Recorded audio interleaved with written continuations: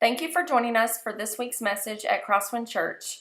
If you have any questions about this message or about Crosswind Church, please visit us at www.crosswindchurch.net, or you can email us at info@crosswindchurch.net.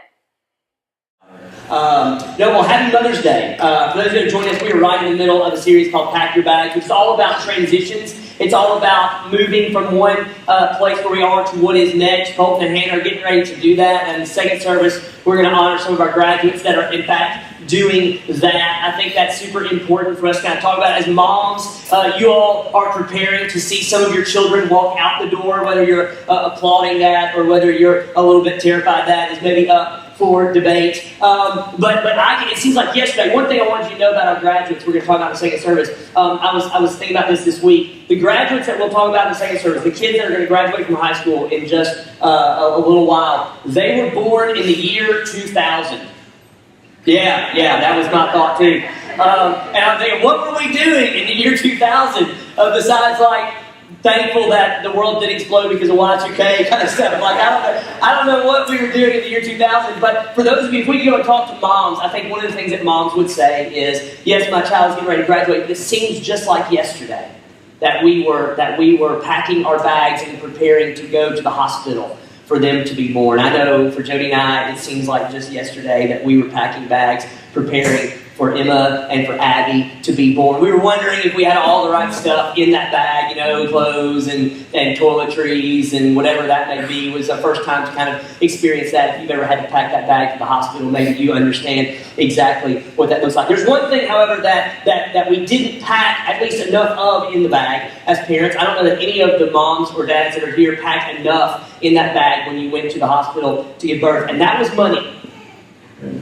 See, what the kids don't understand, I want to talk to kind of just everybody that's 30 and under right now. What you don't understand is that you cost money. In fact, when we gave birth, Jody gave birth. I say we gave birth. I was there, but my part was relatively small. Jody gave birth to Emma we were there, we were preparing, we had this perfect little baby, and there were meatballs and papaws and pictures, it was amazing. And we were adjusting the car seat straps to take her home. This person, I'm not making this up, this person came in the room and handed me a bill. Kids, I don't know if you know this, we have to pay to get you out of the hospital. I always wondered, what would you do if we refused? Would you keep her? I don't know what you would do, but we had to pay, and we haven't stopped paying. A survey was done a few years ago that says that the average cost of raising a child from birth to 18 is over $233,000. And some of you kids, you look at your parents, and you look at your situation in life, and you go, why don't we have more?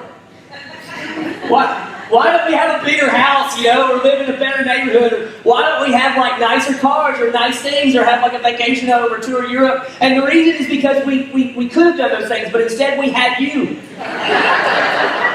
Right? I mean, it's just true. This is your why we can't have nice things. You don't know this. You look at your parents sometimes, kids, and you're like, Mom and Dad, you're not cool. We used to be. It's just true. We used to be cool. We used to be able to come home at the end of the day, right? And we would, I'm not making this up, we would sit, Jody, you may remember, we would sit on the couch after work in our little apartment or our houses, real houses that we were in, and we would look at each other and be like, what do you want to do tonight? And you know what we could do? Whatever we wanted.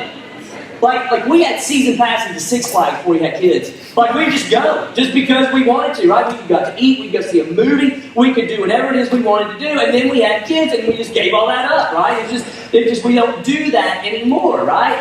Your dad used to have, flowing hair on his head. Now all of that's gone. And my hair used to be a different color. I was getting my hair cut a couple weeks ago, and Morgan was cutting my hair. I was wearing this black drape over, and as she was cutting, I was just looking down, and there's gray in it now. And I said to her, I was like, Morgan, that's more gray, I feel than it was last time. And because I paid her, she was like, oh, it's not that bad, right? But it's just true, right? Your mom, back in the day, she was hot. Right? She still is. I'm just kidding. Regardless of that, come on. You have no idea the things that we as parents gave up. And do you want to know, kids, what's interesting? Those of us that had kids, we would do it all over again. We would give it up. We do it all over again. Because look, what we understand as parents is this. We feel like the investment in the next generation is worth it. We feel like making an investment in the next generation is totally worth the time, the energy, the prayers, because there were times we had to pray for you because we were going to either send you to meet Jesus or you were going to come to a relationship with Him. There were prayers. Come on. And it was worth every minute of it. But kids, you want to know what you may not know? What you may not know is this. The people that are investing in your life, it's more than just mom. It's more than just dad. In fact, here at Crosswind, there are many, many, many people that are investing in your lives. You may go, well, I'm not really investing in the lives of kids, but if you have ever given money to our church, if you were putting money in the box or the bag or giving it on the app, that money goes to pay for resources and buildings so that we can invest in the next generation. In fact, right now, as I'm talking to you, right in the building, just right over there are men and women that are sitting with babies and toddlers in the nursery, changing diapers because they want to tell those kids and to show those kids that there's somebody that loves them. There's a God that loves them, and there's somebody other than mom and dad that loves them. There are men and women that are sitting in Crosswind Kids, right, with a small group of elementary school age kids, and they're telling them that God loves them and wants to be their friend forever, and they're beginning conversations about what it looks like to follow Jesus Christ with their life. On Wednesday nights at CWSM, Crosswind Student Ministry, there are men and women that sit down with kids as they go through what probably are the 3 worst years of their life, middle school. And then they deal with all the smells and all the thoughts and all the ideas and navigate some really difficult conversations with those middle schoolers, right? Investing in their lives because they think and they believe that investing in the next generation is important. There are men and women that sit with your high school students on Wednesday nights in small groups and go and pick them up to go get milkshakes and hang out with them after school and go see them play ball because they know and they believe that they might be able to help their kids and these kids as they navigate the pressures of society to live in certain ways and to do certain things. You see, we are invested in the next generation. Here at Crosswind, we feel like if we partner with parents and we make that investment, we want to see the next generation win, and we think it's worth the investment, the time, the energy, the money, the resources, the prayers. We think it's worth it. The thing is that we, just like with any investment, we want to make sure that the investment is going to pay off, don't we? We want to make sure that it's going to pay off. When I was in seminary, and Jody and I didn't have any children, and we actually had some disposable income, I can remember a guy came to the seminary, and he was with Guidestone Financial Resources, and I sat down with him, and we talked about retirement and what that looked like, and how we put money in, and this kind of thing. And he said to me, he said, listen, you're young, so the way we want to invest now is we want to be risky now when you're young because you've got time to recover from the risk. And I thought about that. I just trusted him because I don't know any better. But the thing that I think is interesting, and I wanted to tell you this, is that the investment that we're making in our children, when they come to the point where they're going to graduate from high school, it is at its riskiest point. I want to say that again because I want to make sure that you understand that. When our kids get to the point where they graduate from high school, the investment that we've made in them for 18 years, 936 weeks, it is at its riskiest point. There's an organization called the Fuller Youth Institute. It's run by a woman named Kara Powell. She's written a number of books talking about this topic, from sticky faith to growing young. And in those books, here's what she says. That when our children graduate from high school and they go to college, if they were raised in church, here's the number, ready? She says 50% of them will walk away from their faith. And that number is optimistic. There are other numbers that say as high as 65 or 85% of them will walk away from their faith when they graduate from high school. And the question that, well, let me see if I can put it in perspective. Let me see how I can put it in perspective. Let's say you have a little bit of extra money and you decide you're going to go on vacation, and so you pick like an exotic location, like Hawaii. Well, let's just say Hawaii, right? And you go down to the ticket office at Delta or maybe Southwest, I don't know, whatever, and you go and you say, I want to buy a ticket to Hawaii, and they go, that'll be, and they take the money, and they hand you a ticket, and they give you a disclaimer, and they say, listen, this ticket, I just want you to understand, we will get you to Hawaii 50% of the time. If you get on this plane, half of the time we take off, we promise we'll land in Hawaii. You wouldn't get on that plane. You wouldn't, right?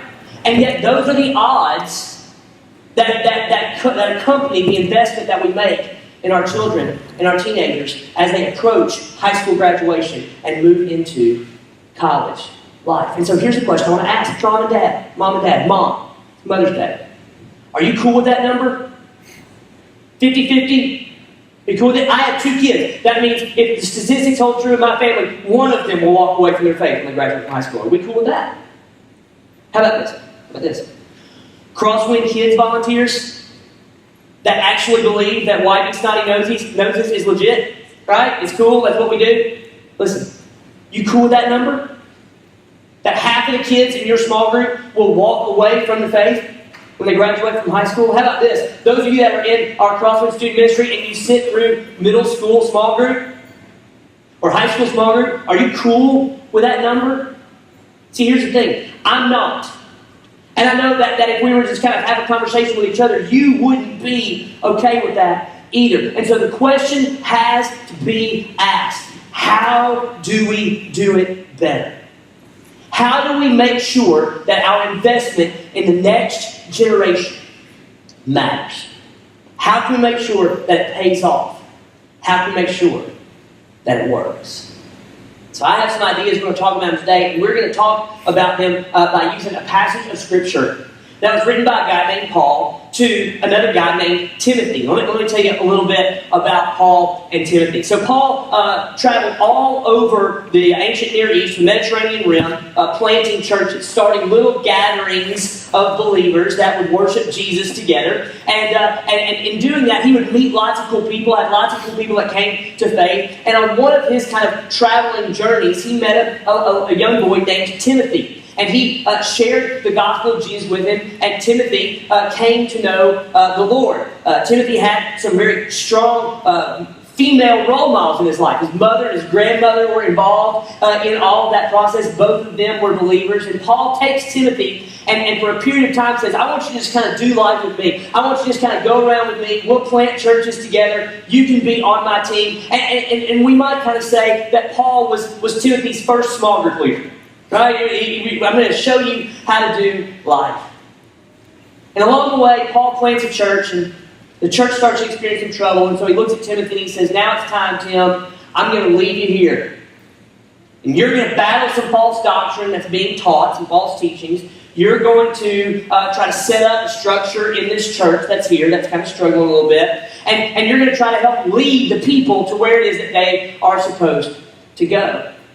And the thing is that Paul could have looked at Timothy and put him in charge of this church and said, see you later, Tim. I'll talk to you later, right? And go on. But Paul doesn't do that. In fact, Paul continues to have interaction with Timothy. After Timothy kind of leaves Paul's instruction, Paul continues to write him letters. Paul continues to encourage him. Paul continues to instruct him. Paul continues to, even though he's not walking with him daily, he continues to invest in the life of Timothy while he's there. And in the middle of the first letter that we have that Paul wrote to Timothy, he makes this statement.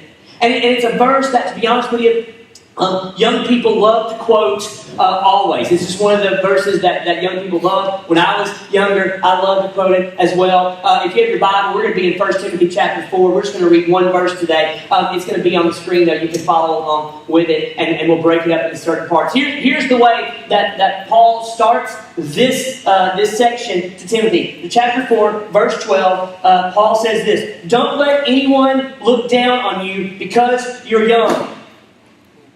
And every high school student in the room went, yes! That's right. Every college student was like, that's right. Paul said it. You should do it, right? That's kind of what happened. Now, there's a couple of groups of people that I want to talk to here as we kind of move forward. I want to talk to the old people. Like, if you're like 30 and older, at Crosswind, I guess you're old. So we'll kind of talk to you for just a minute. Just a minute. 30 and older. 30 and older. Here. 40 and older. No, 30 and older. I want you to, I wrote the message. You sing the songs. Here we go. All right. This is what I want to talk to you about. See, the thing is this. The reason that I picked that number is this. Every generation thinks that the generation beneath them is filled with a bunch of nincompoops. You don't have to go very far on the internet to see people talk about millennials or see people talk about Gen Z or whatever the next generation is going to be called. I don't even know, right? But you can talk about them. And the thing is, that's nothing new. That's always happened, right? The greatest generation talked that way about the baby boomers. We talked that way about the baby busters. We talked that way about Gen Xers and so on and so forth. We all kind of believe that. And it's easy. You don't have to go very far. You can read things like Entitled. You can read things like Selfish. You can read things like Needy or whatever it may be, right? But here's what I want you to understand. If you're old, the generation below you has a lot of really amazing qualities. And we don't need to just overlook them. Like, do you realize that they are one of the most generous generations when it comes to their time and their resources? They're ones that will give money to GoFundMe accounts and Kickstarter campaigns. They'll give to causes that they feel like will make a difference in the world. Maybe one of the most philanthropic groups in our church is this. They're so willing to go and to give their time and to serve and to do. And that is absolutely amazing, right? They understand maybe community better than most of us. They get the idea that we need each other to make it through life. They get that so much better than other generations. And do you want to know this? This is the most important thing that I want to say to you as followers of Jesus Christ about the next generation. You ready for this? This is important. The next generation will always figure out how to reach their generation with Christ. We won't figure it out. They will. Do you know how I know that? It's because your generation figured out how to reach your generation for Christ, not the generation before. So as older folks, we only have a couple options. We can either fight against them, put them down, push them out, or we can fund them and empower them and set them loose in our world to make a difference for the kingdom of God. And I'm telling you, we've got to stop looking down on them because they're young. Okay? Now, let's talk to the young folks, because that's who Paul is talking to, okay? And now, Matt, we can say young folks include people that are 40 and under, because this actual phrase is actually used in the ancient Near East to refer to people that are probably in that 20 to 40-year-old range, okay? So now we can go and talk to that age group as well. And the thing that I want to point out is this. Don't let people look down on you because you're young. When you read that, or when I read that, the first place I went is, I'm going to go make a little placard, a little postcard, like a poster board sign, and I'm going to stand out in front of whatever organization I feel like is looking down on me because of my age, and I'm going to tell them that I deserve to be looked at differently in spite of how old I am. I need you to understand that's not what Paul is saying.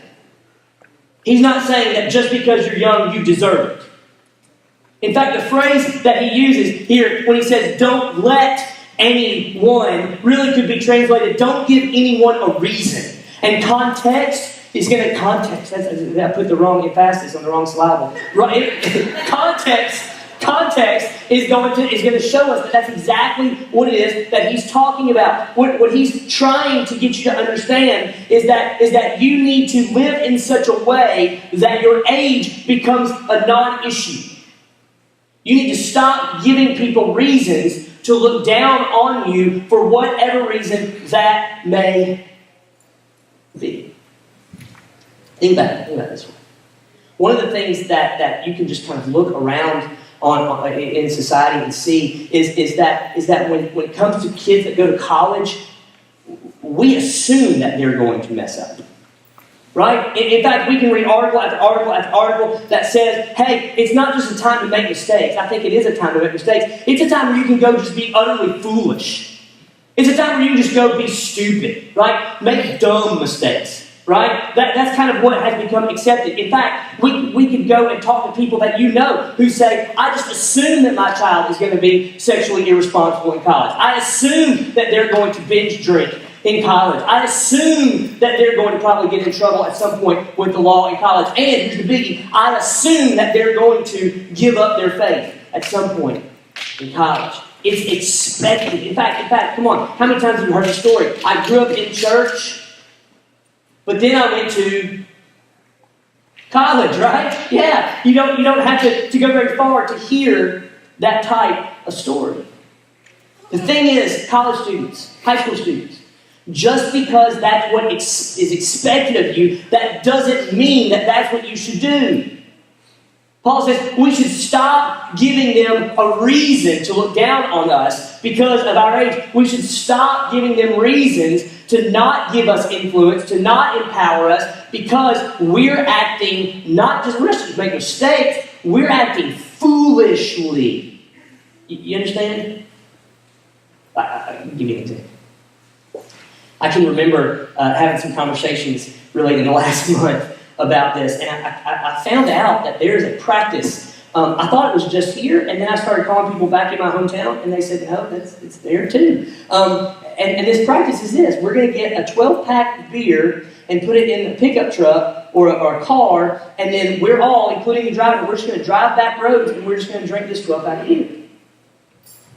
There's a phrase for it. I learned just a few minutes ago called ride around. With a 12-pack of beer. And we're all going to drink it. Now listen. This isn't about drinking alcohol. We're not even going to talk about that. That's just dumb. Right? That's just foolish. Listen, I was talking with a grown adult now, well into his 30s, and I was asking him about this, and I said, is this something that you did when you were in college? He was like, yeah. And now that you say it out loud, I realized that was stupid. Yeah, it is. Listen, what Paul is getting at is this. Hey, listen, go. We understand you're going to make mistakes. We understand that you're going to try things that are not going to work. That's not what we're talking about. Don't act so foolishly that people look at you and dismiss you because of the way that you're living. Don't give them any reason to look down on you. Now, we want to kind of stop right there. When I was like 20 and 30, I wanted to stop right there. Don't let them look down on me because I'm young. The problem is, Paul doesn't stop right there. Right? He goes on in verse 12. He says, don't let anyone look down on you because you're young, but set an example for believers. Let's talk about that for just a minute. When I was in middle school, there was a group that came to my church, and they were from local colleges all over the state of Kentucky. And they came to do a sports camp for a week long at our church. And I can remember thinking, as a middle schooler, this was so stinking cool. Because here are college students that love Jesus and are trying to do the right thing. Not like other college students that I kind of sing. Here are people that are actually living a life that is one that my parents would want me to emulate. And all week, I just went and hung out with them. I just wanted to watch, because they weren't like other Christians that I had seen that were kind of stick in the mud, fuddy-duddy. They were cool people. They were setting an example for those of us that were younger. But do you want to know what I know now that I didn't know them? They weren't just setting an example for those that were younger than him. They were setting an example for everyone in our church. And age didn't really matter when they were living a life and setting an example. The Message translation of this says, teach with your life.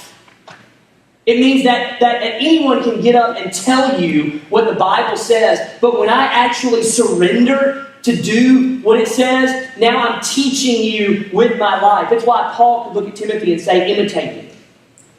Watch me. And the thing about it is when you're living this example and when you're teaching with your life, it doesn't matter how old you are. You should live a life in such a way that your age becomes a non-issue. You should live your life in such a way, Paul might say to Timothy, that your age should be disregarded. It doesn't matter because of how you're living. He goes on to tell us how he wants us to set an example. Set an example, he says, for other believers, and he starts by saying, in speech. Set an example in speech. Now, I got to think about this, but we communicate in speech a lot, we talk to each other, and I think that's important. I think sometimes we forget that there are other people listening. Do you know how I think we forget other people listening? I think that's true because I've been to the ballpark. And I think people there must forget that people are listening. Right? Because, man, people will talk about other people, and they'll talk about umpires, they'll talk about the other team, they'll talk about kids on the other team, they'll talk about kids on their team. It doesn't matter. They'll just talk about whatever it is they want to talk about. And I'm telling you, it is absolutely terrible in some cases. But we have something that Paul didn't have. We have another platform that Timothy didn't even have. And that we have social media. Emma puts it this way: people get braver behind screens, she says sometimes. What that means is that they'll say stuff when they're on social media. They'll say stuff in Twitter, Instagram, on Facebook. They'll say stuff in an email that they wouldn't dare say to your face. Right? And if you don't think people aren't watching that, if you don't think people aren't listening to that, if you don't think people are judging your character and the character of the God that you serve by that, then you are absolutely wrong. You may remember that the NFL draft was just a couple weeks ago, and there was a particular quarterback from Wyoming, right? That they found some tweets that he had made when he was 15 years old that had racial slurs in them. 15 years old. And there were NFL teams that actually were a little bit concerned about that. How is this going to affect him in the locker room? How are his teammates going to respond? How is the media going to respond? How are the people going to respond? Because when he was 15, he made a foolish tweet. Here's what I want you to understand. When Paul says, I want you to set an example in speech, that means in the way that you communicate, the way that you write, the way that you talk. Because here's what we know. Watch, this is important. Your talent, your intellect, and your looks can provide for you a platform that your integrity cannot maintain. In his case, it didn't. Right? He still gets drafted in the first round. I hope that works out well for him. But we don't have to look much farther back in the NFL draft to see folks like Johnny Manziel, who didn't live their life in a way that was reflective of the platform that they had been given because of their talent or their intellect. With me? Set an example, it says, in speech. He continues, set an example in conduct.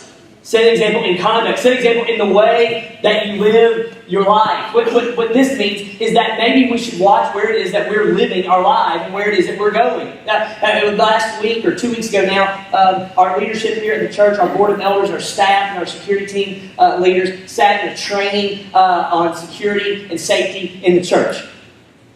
And one of the things that the expert shared with us was this. He said, never put yourself or one of your volunteers in a position where they can be accused of something. Because in our society, all it takes is an accusation.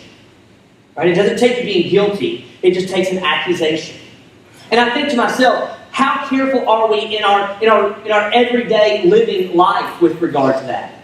With putting ourselves in situations where we can be accused of something, whether we're doing it or not, right? What that may mean is that when you show up at the party and someone pulls out the illegal drugs, we go, I probably ought not be here, because even though I'm not doing it, I don't want to be accused of it, right? It means when your buddy pulls up in his pickup truck and he's got the 12-pack of beer in the front and he says, let's get in and let's go riding around, you go, nah, I don't know that I want to be in that because I don't want to put myself in a position where I'm going to be accused. Listen, it is so serious because you may be given a platform that your integrity cannot maintain. Paul says, what I need you to do is I need you to set an example with your conduct. Stop putting yourself in positions where you can even be accused of something. I'll move on. He says, set an example in love.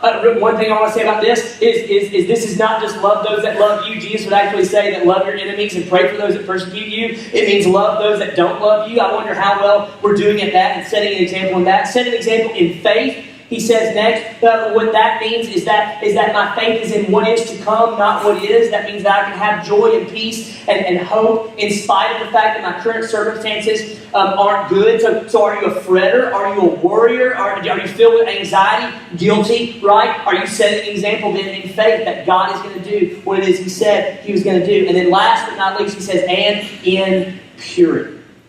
And this is more than just sexual purity. This is purity of your heart. It's purity of your mind. The question that I want to leave you with in this, and are you setting a good example for other believers in your purity, is this question. Do I do things that cause regret in me or others? Do my actions cause regret in me or in others? Paul says, we have got to be willing to set an example, live a life to where our age is disregarded. In fact, he might say this: if you're young and you want influence in your current situation, if you're young and you want influence in the next situation that you're moving into, transitioning into, then you need to live a life now that is worthy of that influence. Because you should live a life that is so good that your age is not a factor in whether or not people will follow you. Okay, so how do we take that home? How does that kind of meet us where we are? I want to talk again to two different groups right here and give us some ideas about how we can help this investment in the next generation pay off. First of all, if you're a young person here today, I just want to leave you with that. You should live a life in such a way that your age is a non-factor. And if you want influence now, then you need to live a life that commands it now. It's not owed you. Paul says, don't give anyone a reason. And you have so much to offer this world. You have so much to give this world. I don't want to see old people like myself disregard you because of your age. Disregard you because of a few stupid decisions or bad tweets. Disregard you because you can't stop from posting dumb stuff on Instagram. I want you to be set free to advance the kingdom of God. And to do that, you've got to engage and you've got to help just a little bit. Do you want to know the result of this? This is just, if I could just dream with you for just a minute. A couple months ago now, The Greatest Showman came out, a story about P.T. Barnum. And one of the things that P.T. Barnum recognized was that people will come see stuff that's weird. Right? Whether it's a vertically challenged individual that he would dress up as a soldier, or whether that's a bearded lady that can sing, or whatever it was, he said, if I can find something that's a little bit out of the ordinary, people will come to see this. Young people, let me tell you something. If you start living your life this way, where you don't give people a reason to look down on you because you're young, it will be so different. It will be so countercultural that people will be drawn to you. And when they are, here's what you get to do. You know why I live the way I do? It's because of what Jesus has done to me. You get to point people right back to Jesus. And can I just tell you something? You will reach people with that testimony that I will never be able to reach, even with this platform. That is big. Y'all, the kingdom of God needs you to live a life that is worthy of the respect of those that are older. Older folks, let me talk to you for just a minute, because we want to make sure that our investment pays off, right? We want to make sure that the 18 years, the 936 weeks that we've spent with these now young men and women pays off. And so what that means is we're going to have to do some things differently, okay? Kara Powell in her book tells us a couple different things that she knows about that generation. I want to tell them with you right now. First of all, she told us that only 1 in 7 graduating seniors is ready or feels prepared for what's next. 1 in 7. What that means is they're not ready. Whether that's our fault or their fault or the school system's fault, it doesn't matter. They're not ready, right? And so what we've got to do is we've got to change our terminology from saying goodbye to saying hello. The Fuller Youth Institute tells us that on Senior Recognition Sunday, our graduating seniors feel more abandoned on that day by the church than they do any other day. Because we have a ceremony, we give them a Bible, we applaud them, we pray for them, we send them on their way, and we don't talk to them again. And she said, we've got to change our terminology. From goodbye, good luck. Good luck, right? By the way, when you get here, we don't really know what we're doing either. We don't. If we change our terminology, go, hello, right? Welcome to adulthood. We're glad that you're here. Most of the time you'll find out, young people, we're just as confused as you are. Right? Like when we ask you, like, what do you want to be when you grow up? It's not because, we want to know, but really we're just looking for ideas. Right? Come on. What if we didn't just send them out in the world and go, I know you're not prepared. Good luck. What if we said, hey, I'm going to be a Paul, and I'm going to invest in you. And I'm going to help you along the way. Another thing that the Fuller Youth Institute tells us is that 5 adults, it takes 5 adults 5 adults other than mom and dad invested in the lives of a young person to have their faith stick when they move to the next level. 5 adults. So if you're packing for college in the next couple of weeks, in the next month or so, you have to take 5 of us with you. It's gonna be a big bag, right? This is why at Crosswind we are so big on small groups. We want there to be other adults that are investing in the lives of our children so that when they leave to go to the next place, wherever that may be, the workforce, the real world, college, whatever it may be, they have more than just mom and dad speaking in their lives. They have small group leaders from when they were in the Crosswind Kids, CWSM Middle School, CWSM High School, other adults that are speaking into their lives. The last thing that I'll tell you that Fuller Youth Institute tells us is that the first 2 weeks when they're at college are the most pivotal. And in fact, whether or not their faith sticks in college or not is largely determined on the first 2 weeks. Church, if we're willing to invest for 936 weeks, do you think we can do 2 more? Do you think we can do 2 more? Listen, here's what this means for us. I want us to start thinking about our college students and our high school graduates differently than we have in the past. I don't want to just say goodbye. I want to say hello, and I want to ask how we can walk along with you. Whether you're a current college student, or you're fixing to be a college student, or whether you're a young adult just trying to navigate the ins and outs of the work world, I want to know what it would look like if we as a church came alongside you and went, hey, we're not just going to leave you out there alone. We're going to help walk with you in this process.